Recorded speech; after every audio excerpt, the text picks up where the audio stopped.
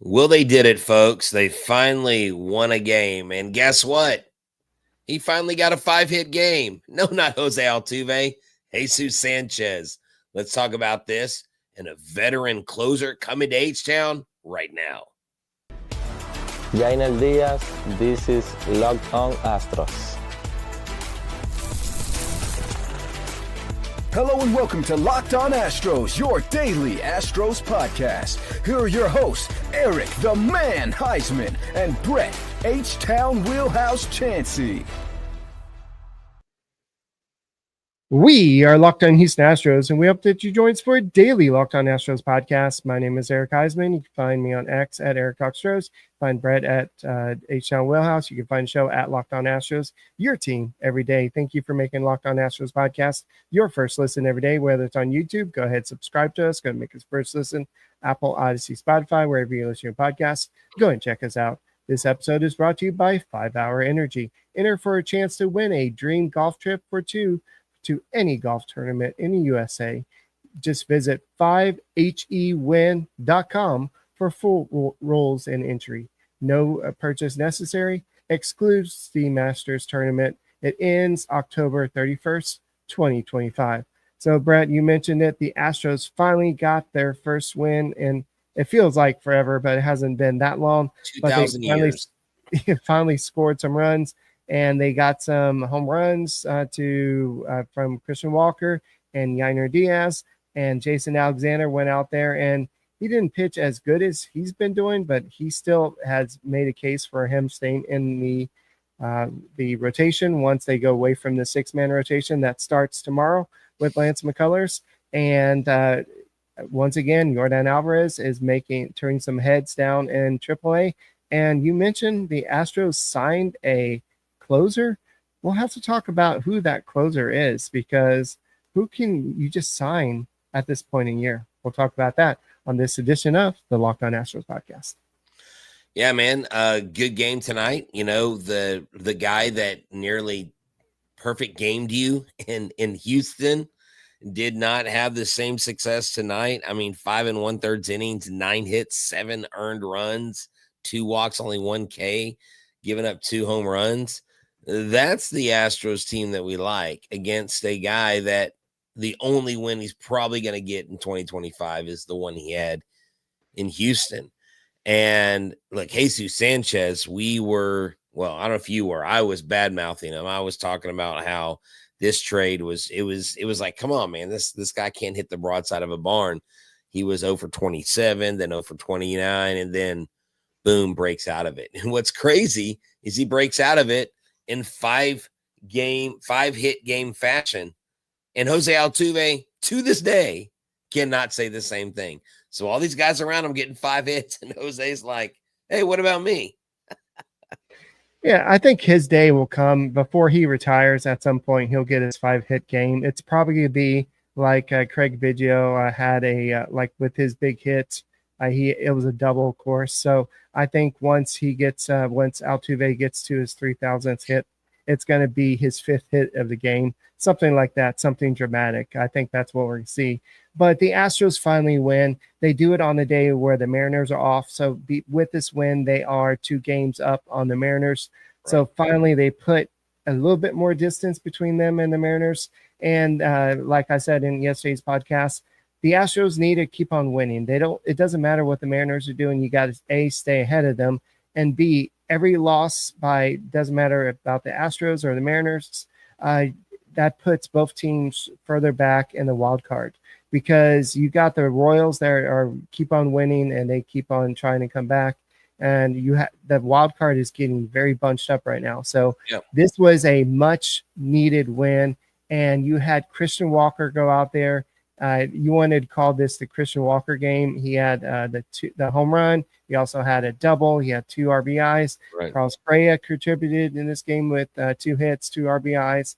You had Yainer Diaz with a big home run as well. Caratini with 2 hits. And then you mentioned Sanchez with the 5-hit game. Yeah. But it's just like, where has this been? 12 hits. You could barely squeak in 3 hits, 4 hits, maybe 2 hits some games. Where has this 12-hit magic been? Well, and all of the hits that scored runs happened in innings 1, 2, and 3, and after that, Oh yeah, they didn't score any runs. the scoreless streak has started again, Brett. That's right. 6-inning scoreless streak is on the table. But they scored first. Okay. They scored more than 4 runs. They had 12 hits. They produced 7 runs. They were 2 for 9 with runners in scoring position. It could be better, but it's not the worst. They only left 8 on, probably because they didn't have a ton of opportunities after the first few innings. But Correa, Walker, Sanchez, Caratini, all multi-hit games. And out of those guys have multi-hit games, Correa is the only one that struck out. He struck out twice. This is a game that you needed. This wasn't a must-win, but this is a game that you got 3 more games at Baltimore. You need to absolutely win 3 out of 4. Don't split the series. Don't lose the next 3. Win at least 2 more. Get 3 of the 4. What? You buried the lead there. The Astros only struck out 2 times. It wasn't just the fact that Correa struck out 2 times, but they've been striking out a lot. He was the recently. only 2 strikeouts. Yeah. Right. Exactly. No, I did kind of bury the lead there. You're right, Eric. Good catch. Yeah, you're right. 2 times overall. I was just focusing on those batters, but yeah, only 2. And that's what you need. You need them. And you can clearly tell that they went in with a game plan, because my first thought was, I really hope they have a counter to this guy. Now, the law of averages, I think, were in our favor because of what he's done. Like I said, the only win that I think he'll get on this season is the one he got in Houston, the Orioles pitcher. And you just love to see him go out there and do it, Eric, to score the way they did. For their pitchers to also do what they needed to do and keep the runs off the board, it was a good game overall. Well, they're defying mathematical logic by not being able to score any runs. I mean, the fact that they couldn't even score on an error or a sacrifice fly or just a pass ball, just the fact that they went, 31 2/3 innings without scoring a run before Dubon had that home run, it just blows my mind how a professional baseball team can do this in this day and age, where you have, yes, they're all professional athletes, but the fact that they exploded for how they did today, it's like, where has this been? And like I mentioned yesterday, Carlos Correa did have that. He wasn't the only player that kind of addressed the team in a closed door discussion. They in a clubhouse, but he was the kind of more vocal one. But sometimes those talks don't really nothing really happens the first day, but definitely you can tell a different vibe in the lineup today, different everything. But I know Taylor Trammell, he is going on the IL with the concussion protocol and some neck soreness, back soreness. So that's an issue. Bryce Matthews is back with the Astros. I mentioned yesterday that that JP France was activated off the IL because they had to. His time was up. He's not coming back up, but he's going to be instead optioned down to AAA. Right. He's going to spend his time down there.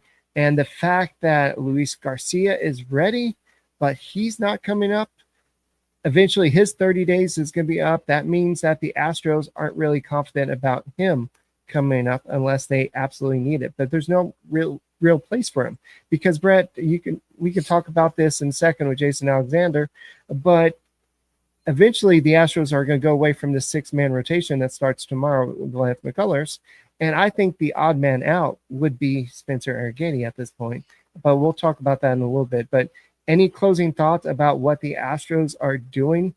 Because right now you have the Yankees on a 5-game winning streak.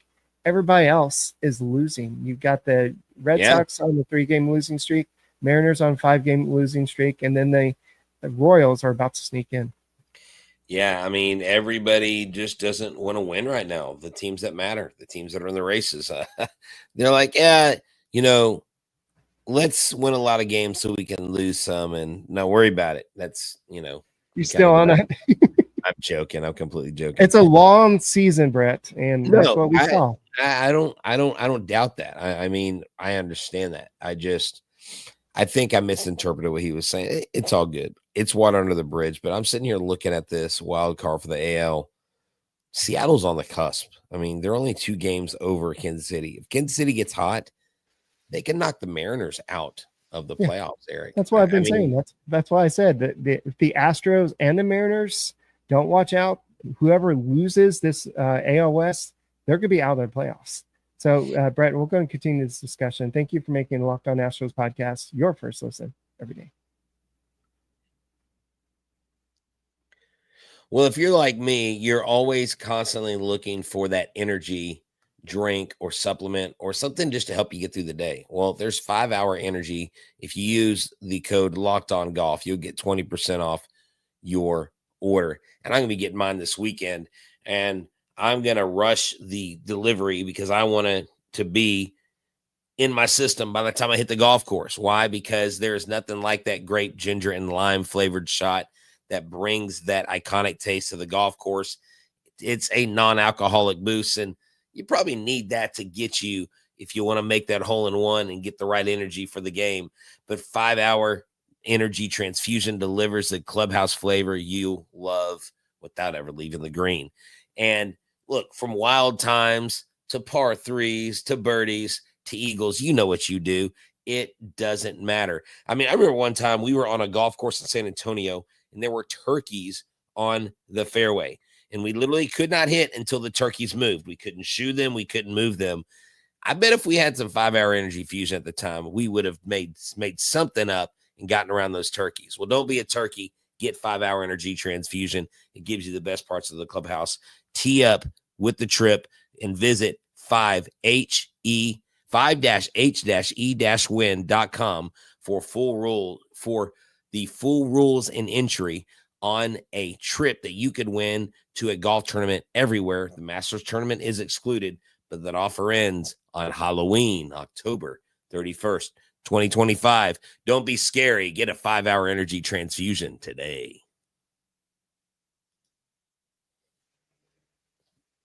Hey guys, thank you for making Locked On Astros podcast your first listen every day, whether it's on YouTube, you go and check us out, go and make us first listen, Apple, Odyssey, Spotify, wherever you listen to your podcasts, go and check us out.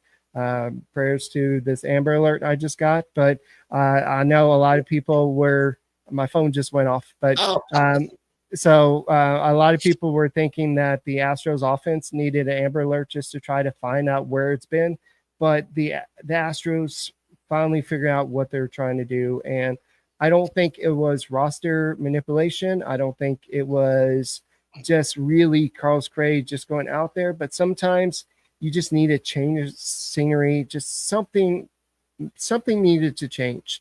And I don't know what it was that changed. Maybe it was the inspiring speech, or maybe it was you taking night off last night. They're like, man, we absolutely pissed Brett off. And so, we got to go and get the offense going. No, I wasn't DFA'd. I literally had something come up last minute, and Eric was a champ and stepped up for me. Eric, thank you for doing that. It was very last minute on my part, but sometimes life happens and you just have to push through it.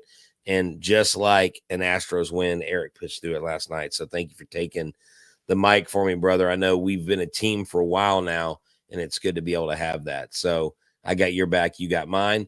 Just like Jason Alexander had the Astros back today. I mean, this guy, Eric, is just pitching his tail end off, and absolutely love what I'm seeing out of him. You know, Eric, he is one of these guys that, think about it. All the men that have come through and stepped on the mound and pitched just an inning for the Astros, guys that have been here, been DFA'd, came back, been DFA'd again. Jason Alexander was just a guy. He was a Jag coming in. Jason Alexander. We joked, Seinfeld. Yada, yada. Yeah, all that stuff, right? But he literally, I think, a friend of mine, Corbin, said, he's cementing his 5th spot in the role. I think the dude's cementing his 4th spot right now. I mean, I would put him as high as 4 if I'm being honest. I might even put him in front of Arrighetti. Arrighetti to me is not doing it at all. I would go Alexander McCullers Arrighetti. That's why I said it depends on how Arrighetti does in his next start. I believe he pitches either Saturday or Sunday, if I remember. But I'm pretty sure once the Astros decide to they can't stick with the 6-man rotation. Somebody's going to go down, especially with we'll talk about that in a second. The Astros signed a closer. I'm using your words very loosely there, but the Astros can't go with the 6-man rotation, which with as beat up as the bullpen is right now, because that depletes, that takes away a arm in the bullpen. But for right now, the Astros do have a 6-man rotation with Lance McCullers returning back. But we'll talk about that in a second. But Jason Alexander, he has done everything you could ask of him and more. It was just shocking to the announcers on the radio as I was coming home. They said this is one of the few times that he has not gone 6 innings. 5 1/3 innings. He did allow 8 hits, 2 earned runs, 1 walk, and 3 strikeouts. He had to exit the game because he did load up the bases, but then Kurt came in and stranded the bases loaded. So that was a good situation there. But overall, the bullpen, I didn't get a chance to talk about this yesterday, but the bullpen yesterday did a great job limiting the damage after Valdez. And then today, the bullpen did a good job again. And so Valdez went 5 innings. Alexander went 5 1/3 innings. So you're saving some of your bullpen arms. These innings are going to matter a little bit later on.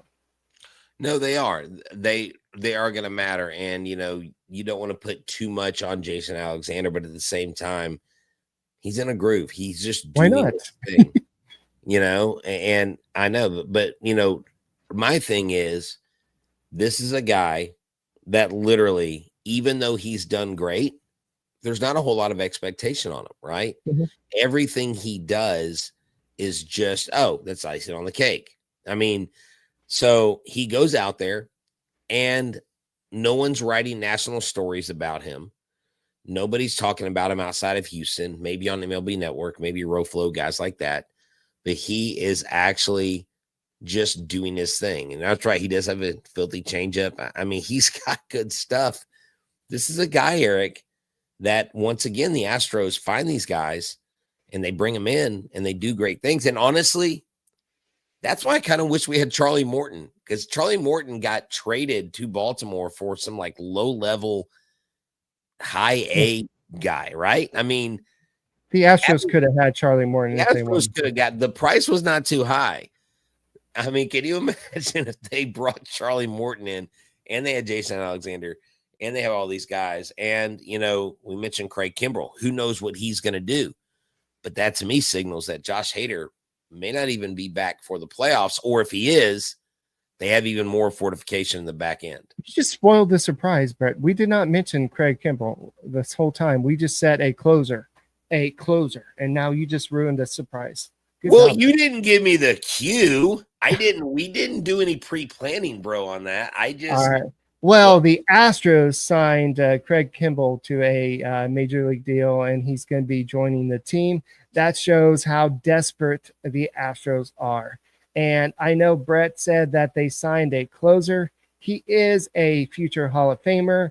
I don't think he's going to be a closer with the Houston Astros. I think he's going to be a Jag, just another guy. Wow. Well, look, he's pitched what, 1 inning this year? What do you expect of him? His name is Eric Huysman. Yes. You can find him at he Eric. Pitched 1 inning for the Braves this year. He faced 3 batters. He has 1 strikeout. He's the Braves didn't even want him to pitch a lot for them this year.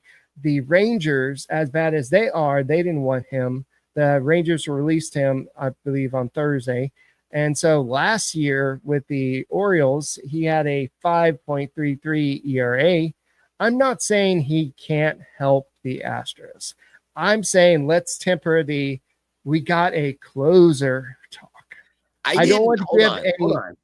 Oh, no, I think you're okay. Just like the other night, I think you're like making more out of what I said than what I said. I didn't. I mean, he's what, 5th all time? I mean, yeah. He's the Hall of Famer. And I'm joking, Dorothy, about Brett doing that. The dude is a closer. I said we signed a closer. I didn't say he's going to be the closer. Now, if I would have said we signed a closer to take over, But when I first saw that, my thought was, okay, I know they said Hader could possibly come back for the playoffs, but if they sign Kimbrel, does that mean that they're not very sure or they're not taking any chances? Because obviously I think Abreu or Souza fits in that. And Craig Kimbrel is long enough in the tooth with the amount of experience he has that, dude, he'll play anywhere. The guy was Just pitching AAA. The guy he didn't swing his arm like that. He just holds it up. He didn't have a gate in his arm.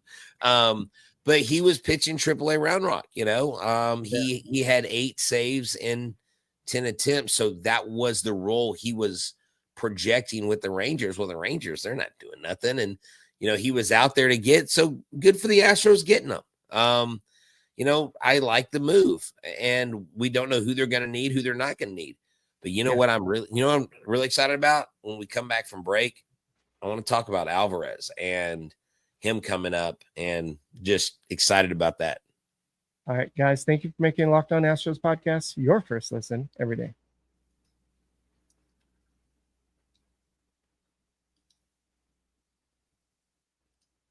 Hey guys, thank you for making Locked On Astros podcast your first listen every day. Whether it's on YouTube, go ahead and subscribe to us. Go and make it the first listen. Apple, Odyssey, Spotify, wherever you listen to your podcast, go and check us out. So Brett, before the break, we were talking about Craig Kimbrel. In all seriousness, I think this is a great move for the Houston Astros. I was being a little bit sarcastic there, but this is a move that I saw the Astros doing. I never expected to see Craig Kimbrel on the Astros roster. Just to be honest, I never thought that he would come here, but it's not that he has anything against the Astros. That's just one of those players that I didn't think would ever be here, but I'm excited to see what he has to offer. Now, the question is, what does he have to offer? So I would say that he's probably going to be a 6th or 7th inning guy to start off with, because he hasn't pitched a lot this year in the big league. So I think that's up to Joe Espada and his pitching coaches, and also Dana Brown. They'll kind of talk it over. But what you're trying to do is you're trying to build some more roster depth, and that's what you got to do at this time of year. But Brett, I wanted to ask you, with adding Craig Kimbrel, and go ahead and you're going to have to add Lance McCullers to the active roster, who do you think they're going to likely send down? Gosh, I'd have to look at all the pitchers. I mean, what guys have been doing the worst? Who's the worst pitcher right now in the bullpen? Just grab that guy. Over the last few games, it's, man, that's a good question, Eric. It's got to be somebody that's on has options. First of all, somebody I can off the top of my head would be Sean Dubin. Dubin to me makes the most sense because Logan Van Wy. Who? Logan Van Wy. Well, yeah, I mean, you can drop Van Wy back down immediately. Dubin wouldn't be a bad move. I mean, he needs to work De on Los Santos, maybe. Now, De Los Santos has been good. Well, yeah, I know, but you'd have to DFA him. I believe he's out of options. Yeah, so. De Los Santos is staying. That dude's there. He's there. Yeah, it would have to be a Dubin or a Van Wy, pretty much. Corbin says Dubin has to go. Brett, there's this kid down in Corpus. That's the reason why I kind of brought this up. There's this kid down in Corpus. I believe he was playing DH today. He had 3 hits, 2 doubles, and RBI. He did strike out one time, but he's batting .625 down in Corpus. And my question is, he's a lefty. He's a left-handed hitter, and Dana Brown keeps on talking about wanting to bring up to get another lefty hitter in the lineup. So do you think that there's any chance they'll bring up this kid named Alvarez? I think that's his name. Yes, Eric, they will. I think they put him on a flight tomorrow, dude. Put him on a flight tomorrow. Let him rest. Let him play the last 2 games in Baltimore. The dude mashes in Baltimore. Why the hell not bring Yordan up? I'm sorry. The dude hitting the ball. I mean, bring him to Baltimore. He hits in Baltimore. Let him play the last 2 games there. So, Yordan, you're getting on a flight 7 a.m. You're going to hang out with the team. take some BP before the game, maybe insert it as a late hitting option, and then come in game 3 and 4 and absolutely crush the Orioles' hopes and dreams and make them wish they never saw you in that batter's box, because he absolutely loves hitting there at Camden Yards. So it's just a matter of, do the Astros think he's ready? Does Alvarez think he's ready to play every day at bats? I know that we've seen with Pena coming back, Espada is definitely going to give him some days off. So expect that whenever he comes back, whether it's this weekend, Tuesday, doesn't matter when it is, he's going to get some days off because he's probably not 100%. He's probably more around the 80% mark or something, but he looks healthy. If you look at how he's swinging, because everybody's broadcasting these games on X and he's tattooing these balls. It's not just like just bloops. They're line drives and everything. No, yeah, I agree. And yeah, he's looking good at the plate, and that's what you want, a comfortability, all those things. And so as long as he's healthy, as long as he's comfortable, as long as he's able, I say there's no reason to have him take any more at bats. Yeah. So I know the Astros, this was much needed win today, but they've got a long way to go.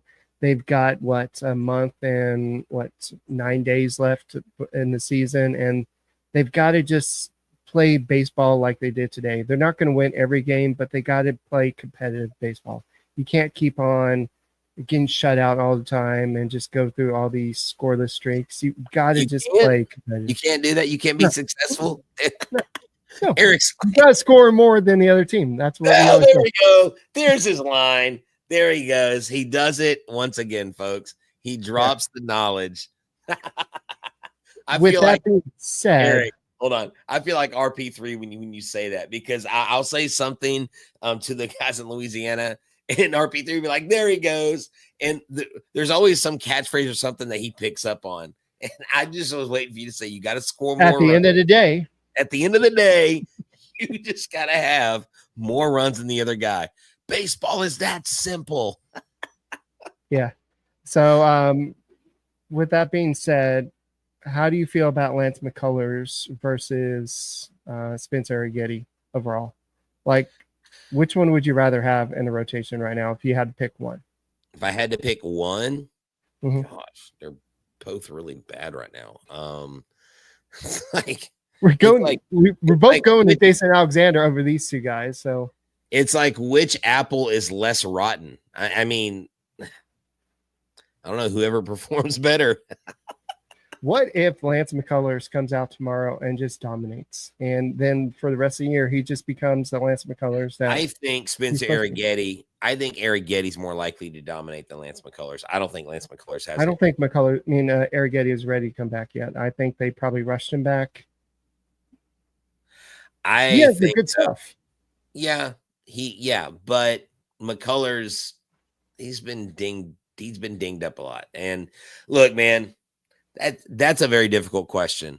I think that if I were a betting man, I would bet for Arrighetti to turn it around versus Lance. But then again, Lance is going to do Lance things. Whoever had on your bingo card him getting 12 strikeouts, I don't care if it's the A's. We've seen them hit baseballs. They've got a good young lineup. So just a gentleman's bet. We'll not do anything. Just for the sake of the show, I'll go with Lance and you'll go with Arrighetti in this weekend series. So we'll see. So what do I win if I win? Gentleman's bet. I don't know what that means. What is this? The Old West? Yes. Do you have an old poker chip up your sleeve or something? Exactly. All right. So I know it's going to be McCullers next, and then I believe it's going to be a combination of Arrighetti and Valdez. I think it's Arrighetti and then Valdez. No, I think it's Arrighetti and Valdez again. So we'll see. I forgot who's pitching on Sunday, but so it's McCullers tomorrow, then Javier. Oh, I forgot about Javier. That's who it was. Yeah, Javier, so it's Javier, then Arrighetti. Yeah. There you go. So I like the our Astros have a chance to win this series if they play good baseball, they score more runs, and you get innings out of your starting rotation. You and that scoring more runs, you can't get off of that. All right. Go and close out show, Brett. All right, y'all have a good one. Thank y'all for tuning in to Locked On Astros. He's Eric Huysman. I'm H.L. Wheelhouse, and we are your team every day. No show does more. Y'all have a good one, and let's get a good old 2-game win streak, boys. Go Astros. Come on, Jose.